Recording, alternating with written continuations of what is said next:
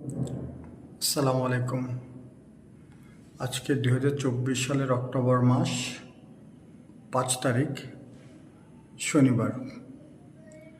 তো অনেক দিন পরে আজকে একজন খামারির বাড়িতে গিয়েছিলাম, জাস্ট একটু ভিজিট করে আসলাম। তো খামারটা খামারটা বগুড়া শহরের দুপচাচিয়ায়। তো একজন নবীন খামারি।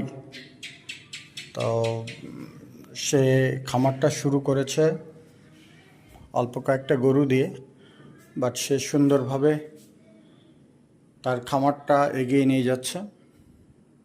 সে পড়াশোনা করেছে নর্থ সাউথে, তো নর্থ সাউথ থেকে পড়াশোনা করে একটা গরুর একটা খামার দিয়েছে এবং সে খুব কনফিডেন্টলি সে একজন অ্যাগ্রো বিজনেস